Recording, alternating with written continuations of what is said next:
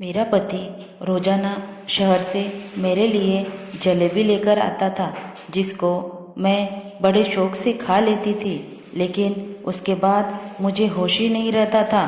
सुबह उठती तो कपड़े गीले रहते थे और एक दिन पति की लाई हुई जलेबी मैंने फेंक दी और सोने का बहाना करके सो गई।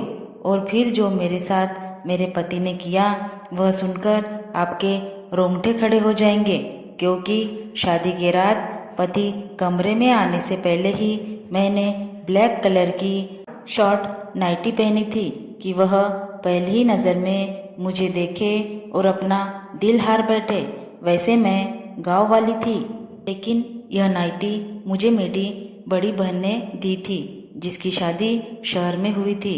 उसने ही मुझे पति को काबू करने की कई बातें बताई थी। मेरे पति मोहन कमरे में आए तो मेरा यह नाइट सूट देखकर रुक गए। उनके नज़र में तो मैं गांव की लड़की थी।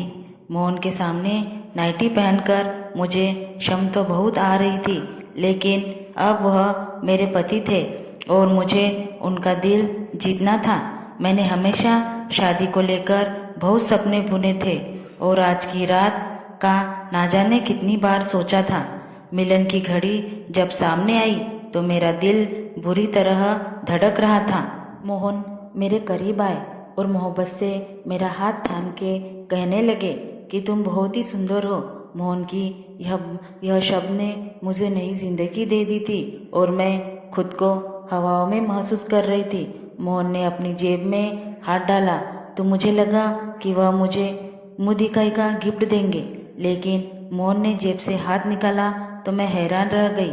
उनके हाथ में जलेबी का थैला था और मोहन ने खुद ही वह थैला खोला और कहने लगे कि शादी की रात सबसे पहले मैं तुम्हें अपने हाथ से ही मीठा खिलाऊंगा।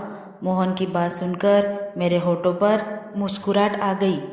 कह रहे थे कि मेरे लिए खासकर शहर से जलेबी बनवा कर लाए हैं।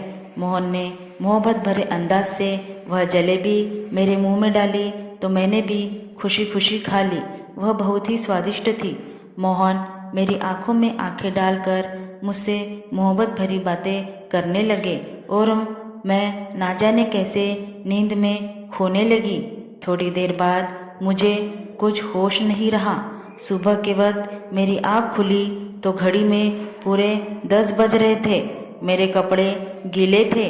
मैं हैरान थी कि इस रात के इंतजार में मैंने एक एक पल गिन गिन कर गुजारा था। उस रात में मैं कैसे गई। फिर मुझे मोहन का ख्याल आया। न जाने वह मेरे बारे में क्या सोच रहे होंगे। कपड़े कैसे गिले हुए थे। मोहन कमरे में नहीं थे। मैंने तुरंत ही अपने कपड़े बदले और नहा धोकर तैयार हो गई। मैं अपने बालों को सुलझा रही थी कि मोहन मेरे कमरे में आए। उनका मूड बहुत ज़्यादा बिगड़ा हुआ था। कोई बात नहीं की। मैंने उनसे बात करने की कोशिश की तो पूरी तरह गुस्सा हो चुके थे और यह बात मेरे लिए बर्दाश्त से बाहर थी। मैंने सोच लिया था कि किसी न किसी तरह मैं मोहन को मनाकर रहूंगी। मोहन के जाने के बाद मेरी सास कमरे में आई तो मेरी आंखों में आंसू देखकर हैरानी से पूछने लगी, क्या हुआ बहू। मैंने उन्हें बता दिया कि मैंने मोहन को नाराज़ कर दिया है। वो कहने लगी कि मैं अभी मोहन से बात करती हूँ, लेकिन मैंने हाथ पकड़कर अपनी सास को रोक लिया। उनसे कहा कि वह मोहन से कोई बात ना करे, वरना हमसे और नाराज़ हो जाएंगे। मेरी बात सुनकर वह खामोश हो गई और बोली, छोटी छोटी बातों को दिल पर ना लगाओ। कुछ दिन मोहन के साथ रहोगी तो तुम उसकी आदत को अच्छी तरह समझ जाओगी। मैंने उनकी बात सुनकर खुश हो गई थी। मैं अपने माँ बाप की लाडली होने के साथ साथ अपनी सास की भी बहुत लाडली थी। हालांकि बचपन से ही ख्वाहिश थी कि मेरी शादी उनके बेटे मोहन से हो, और जैसे ही मैं 15 साल की हुई तो वह मुझसे मिलने के लिए आई थी और जाते जाते मेरा मुंह मीठा करवा कर चली गई। मैं बहुत खुश थी क्योंकि वह मुझसे बहुत प्यार करती थी और इसलिए मेरे माँ बाप को भी इस रिश्ते पर कोई एतराज़ नहीं था। मोहन की शहर में अच्छी नौकरी थी। वह सुबह सवेरे शहर के लिए निकल जाता और रात को ही घर लौटता। उनकी कमाई से ही मेरी सास ने गांव में एक बड़ा सा घर बनवा लिया था। बहुत सालों से मेरी और मोहन की मुलाकात नहीं हुई थी, क्योंकि वह ज़्यादा वक्त शहर में गुजारता था। घर लौटता तो हमारे गांव आने का उसके पास वक्त ही नहीं रहता था।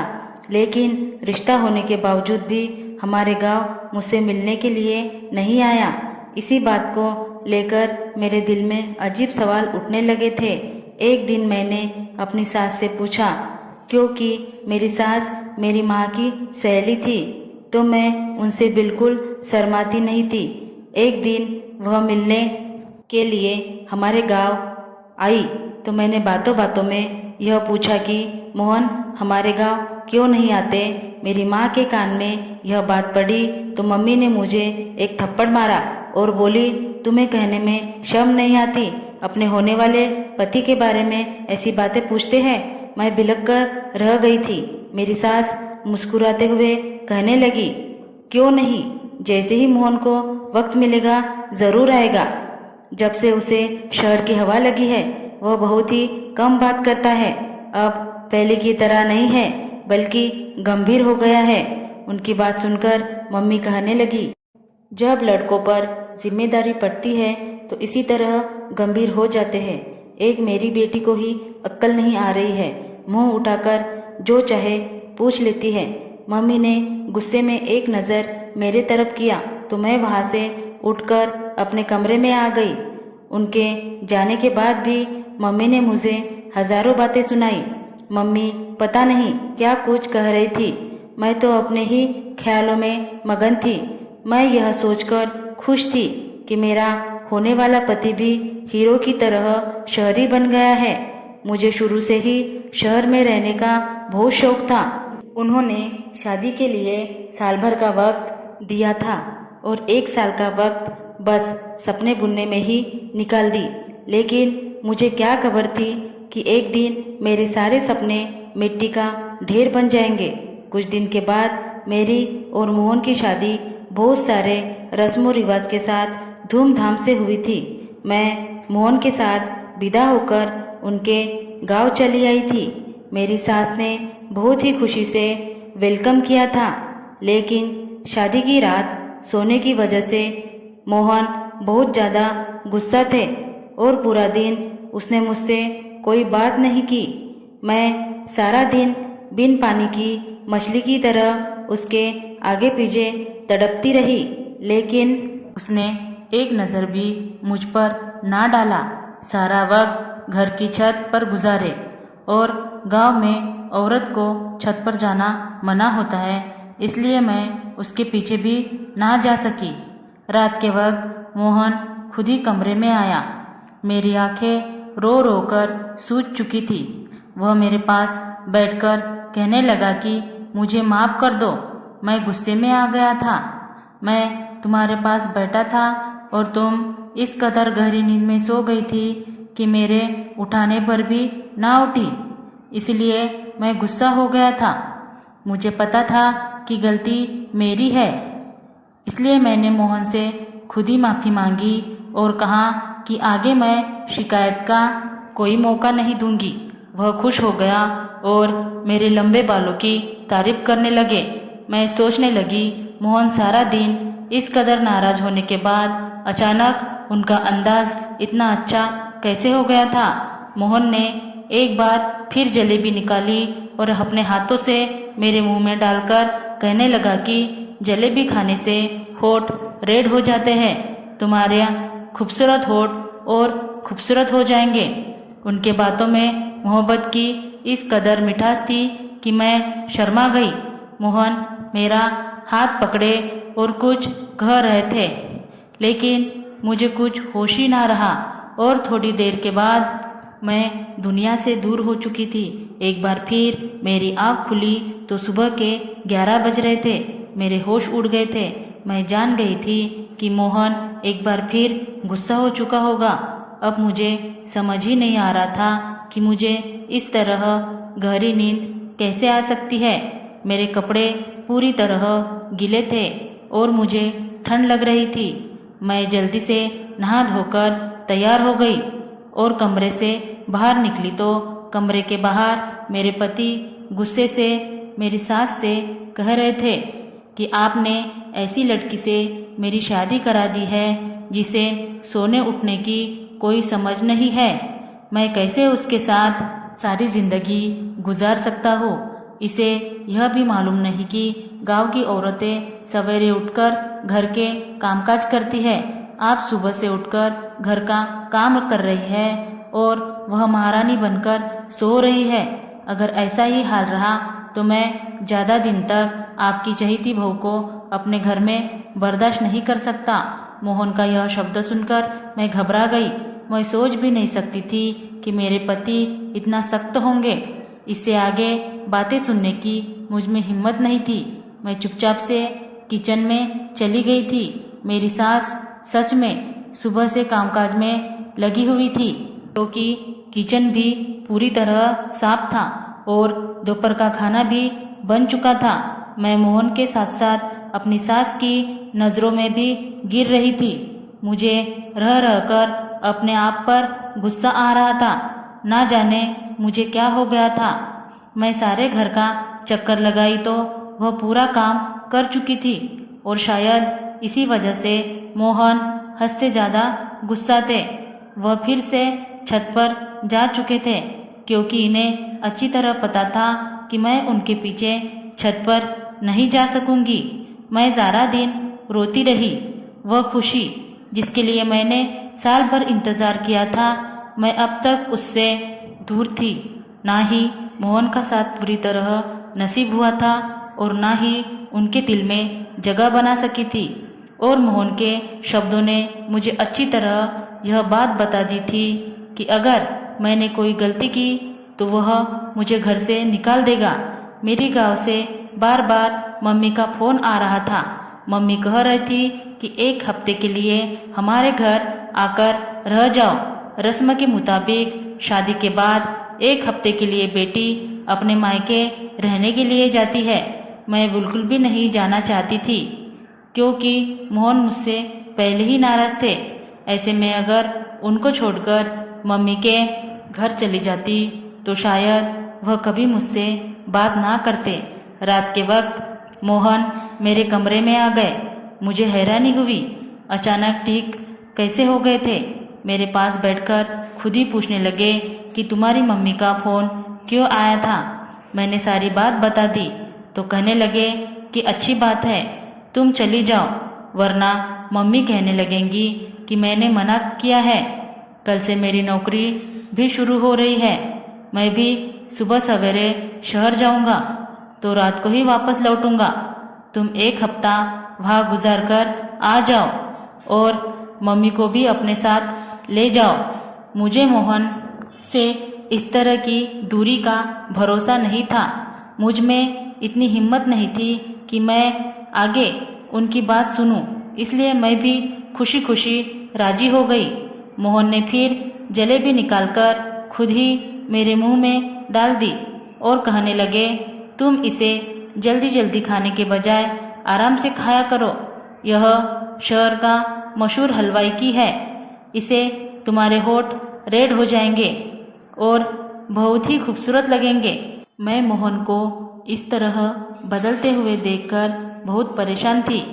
वह जितने सख्त थे उतना ही मोहब्बत करने वाले भी थे और उनका गुस्सा करना सही था। मेरी गलती की वजह से वह गुस्सा थे। मोहन कहने लगे कि मैं मम्मी को बताकर आता हूँ कि तुमको कल तुम्हारे गांव जाना है, मेरा इंतज़ार करना। मोहन की बात सुनकर मैंने मुस्कुरा दिया। मैंने सोच लिया था कि मैं किसी सूरत में आज नहीं सोऊंगी और मुझे मोहन का इंतज़ार करना था। गांव जाने से पहले उनके दिल से अपनी सारी दूरियां मिटाना था। मैंने जल्दी से नाइटी पहन ली। दीवार पर लगे शीशे में अपने होठों को देखकर हैरान रह गई थी। वह सच ही कहते थे कि मेरे होठ रेड हो जाएंगे। मैं बिस्तर पर आकर बैठ गई, उनका इंतज़ार करने लगी। लेकिन मोहन के वापस आने से पहले ही एक बार फिर मैं सो चुकी थी। सुबह 10 बजे मेरी आँख खुली तो मोहन शहर की तरफ निकल चुके थे। वह सुबह सुबह ही शहर के लिए निकल जाया करते थे, क्योंकि शहर तक जाने का रास्ता 2 घंटे का था। मुझे खुद पर रोना आ रहा था। शादी के 1 हफ्ते के बाद भी मैं मोहन के साथ कोई रिश्ता न बना सकी, और मोहन की गुस्से की वजह सिर्फ और सिर्फ मैं थी। मैं यह सोच सोचकर परेशान थी कि मेरे कपड़े गीले कैसे हो जाते थे। शायद मोहन मुझे उठाने की कोशिश करते थे। मैं कमरे से निकली तो मम्मी भी गांव जाने के लिए तैयार हो चुकी थी। मेरी सास मुझे देखकर कहने लगी कि मोहन तो चला गया है, अब हम दोनों को ही गांव के लिए निकल जाना है। मैं बुझे बुझे दिल से अपने मायके के लिए निकल गई। मेरा दिल तो मोहन के साथ ही शहर चला गया था। अब मुझे उनसे 1 हफ्ते के बाद ही मिलना था। मेरे घर वाले मुझे देखकर बहुत खुश हुए। मेरी छोटी बहन को खुशी का ठिकाना न रहा। सारे गांव में मेरे आने की खबर पहुंच गई थी, इसलिए औरतों का झुंड मुझे देखने के लिए आने लगा। पड़ोसन वाली मौसी की बेटी सुनीता की शादी थी। वह मेरी पक्की सहेली थी। गांव आकर मुझे उसकी शादी में घूमने का मौका मिल गया। खूब शोर शराबा हो रहा था, लेकिन फिर भी मेरे दिल में कोई खुशी नहीं थी, क्योंकि मेरा दिल तो मोहन पर अटका हुआ था। हैरानी की बात यह थी कि जब मैं अपनी माँ के घर आई थी तो मुझे बिल्कुल भी नींद नहीं आ रही थी, और मोहन के कमरे में जाते ही बिस्तर पर गिर जाया करती थी। यहाँ तो सिर्फ करवटें बदलती रहती थी। शायद मोहन की याद मुझे सोने नहीं दे रही थी। मेहंदी की रात ही पड़ोसन मौसी की बहन का बेटा केशव शहर से शादी में घूमने के लिए आया था। वह बचपन से ही गांव आता जाता रहता था। मुझे देखते ही मेरे पीछे पीछे घूमने लगा। मैं हैरान थी कि उसे क्या हुआ है। उसकी नज़र मुझ पर जमी हुई थी, और इस बात को शायद मेरी सास ने भी महसूस किया था। मुझे अजीब सी घबराहट हो रही थी। पहले ही मेरे और मोहन के बीच का रिश्ता कुछ ठीक नहीं था, और केशव के बारे में मेरी सास को पता चला तो मेरा बसा बसाया घर उजड़ जाएगा। इसलिए मैं पड़ोसन मौसी के घर से निकलकर अपने घर वापस आ रही थी, और केशव मेरे पीछे पीछे चला आया। मुझे रोककर कहने लगा कि मुझे तुमसे प्यार है, और अगर तुम कहो तो मैं तुम्हारे घर रिश्ता भेज दूँ। केशव के यह शब्द ने तो मेरी जान ही निकाल दी थी। मैंने गुस्से में केशव से कहा कि मेरी शादी हो चुकी है, और बेहतर यह है कि आगे तुम ऐसी कोई बात ना करना। मेरी बात सुनकर तो केशव कहने लगा कि शहर में मेरा बहुत बड़ा बंगला है, गाड़ी है, मैं तुम्हें सब खुशी दूंगा, लेकिन तुम अपने पति को छोड़कर मेरे साथ चलो। मैं हमेशा से ही तुमसे प्यार करता हूँ। मुझे क्या पता था कि 17 साल की उम्र में ही तुम शादी कर लोगी। मैंने उसे गुस्से से कहा कि आज तो यह बात कह दिया है, लेकिन आगे ऐसी बात ना करना। मैं अपने पति से बहुत प्यार करती हूँ, और तुम्हारी एक गलती मुझे बदनाम कर सकती है। केशव उस वक्त वापस लौट गया, लेकिन मेरे लिए सुनीता की शादी मनाना मुश्किल हो गया था। वह बहुत ढीठ साबित हुआ था। बहाने बहाने से अपने फ़ोन में मेरी फ़ोटो खींच रहा था। जैसे तैसे 1 हफ्ता गुजर गया, और मैं अपनी सास के साथ वापस अपने घर आ गई। मोहन शायद आज काम से जल्दी लौट आया था। हम कल दोपहर को घर पहुँचे थे, और मोहन पहले से ही घर पर था। मोहन को देखकर मैं बहुत खुश थी। अपना सामान रखने के लिए कमरे में गई तो मोहन अपनी मम्मी से मिलने के लिए उनके कमरे में चला गया। मैंने सोचा कि मैं भी कुछ देर मोहन और मम्मी जी के साथ बैठ जाती हूँ, फिर घर के कामकाज करूँगी। इसलिए सामान रखकर दोबारा उनके कमरे की तरफ आई तो मेरी सास के शब्दों ने मुझे हैरान कर दिया। मैं सोच भी नहीं सकती थी कि मेरा घर उजाड़ने वाली कोई और नहीं बल्कि मेरी अपनी सास है। वह गुस्से से मोहन से कह रही थी कि मैंने जाते वक्त तुझे कह दिया था कि हमारे वापस आने तक डिवोर्स का कागज़ बनवा लेना, लेकिन तुझे कुछ होश नहीं। मैंने खुद अपनी आंखों से देखा है कि तेरी पत्नी कितनी गलत है, लेकिन तू तो आंखों में पट्टी बांध रखी है। मोहन कह रहा था कि माँ, मेरे लिए उसे छोड़ना मुमकिन नहीं है। वह मेरी पत्नी है, मैं उससे प्यार करता हूँ। उसमें 1000 गलती सही है, लेकिन मैं उसे कभी जिंदगी से अलग नहीं कर सकता। मोहन मेरी मोहब्बत की बातें कर रहे थे और मेरी सास बुराइयों में मगन थी। मुझे समझ नहीं आ रहा था यह सब क्या हो रहा है।